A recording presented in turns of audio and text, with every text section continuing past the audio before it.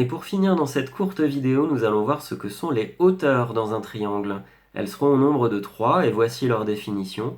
Dans un triangle, une hauteur est une droite qui est perpendiculaire avec un côté et qui passe par le sommet qui se trouve en face de ce côté. Et bien voyons tout de suite un premier tracé qui va être faisable avec une équerre, tout simplement. Voici un triangle IJK fait complètement au hasard, enfin pas tout à fait au hasard, j'ai fait exprès ici d'avoir un angle obtus. Tu verras pourquoi un petit peu plus tard dans la vidéo. Mais d'abord j'aimerais bien faire la hauteur qui passe par J. Si la hauteur passe par J, elle doit être perpendiculaire au côté d'en face, d'après la définition. Donc je dois placer l'équerre comme ceci. Voilà, je mets bien l'équerre sur le côté IK pour que ce soit perpendiculaire, et je me débrouille ici pour que ça passe par le sommet d'en face, c'est-à-dire le sommet J. Je prolonge un petit peu,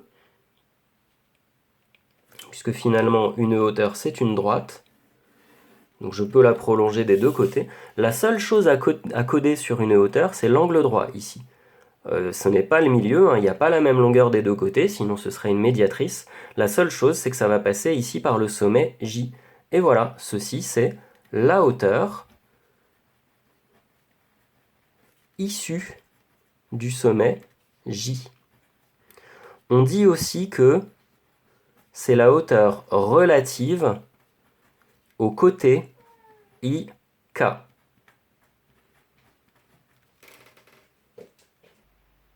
Et en application, que se passe-t-il si on trace les 3 hauteurs du triangle? Voyons ça tout de suite. Voilà, je reprends le même triangle que tout à l'heure, nous avions tracé la hauteur issue de J. Maintenant, je vais tracer, la hauteur issue de I. Si la hauteur est issue de I, elle doit être perpendiculaire avec le côté d'en face, le côté opposé, JK.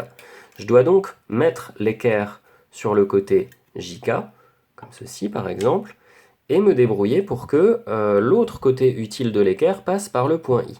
Donc je dois décaler comme ça.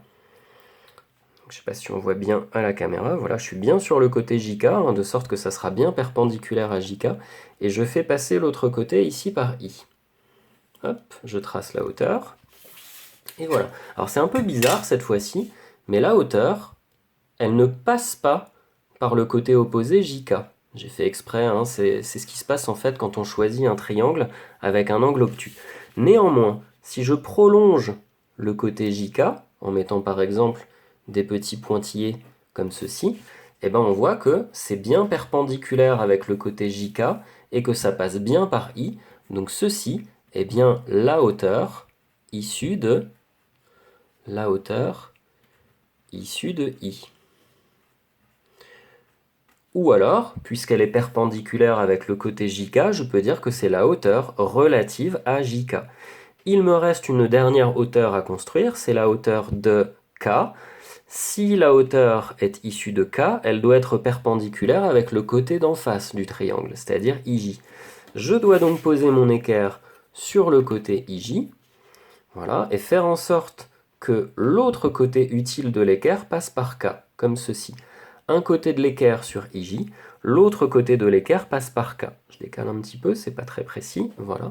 Et justement, l'autre côté, là, me donne bien la hauteur. À nouveau, je vais la prolonger, proprement. Et puis, je peux prolonger également le côté IJ, ici, pour bien montrer que, si je prolonge, il y a bien un angle droit, là, entre ce côté et la hauteur qui va avec. Donc cette hauteur-là est bien la hauteur issue de K. Et bien, puisque j'ai les 3 hauteurs dans le triangle, je peux encore vérifier à nouveau que comme pour les médiatrices et comme pour les bisectrices, il se passe quelque chose d'un petit peu particulier.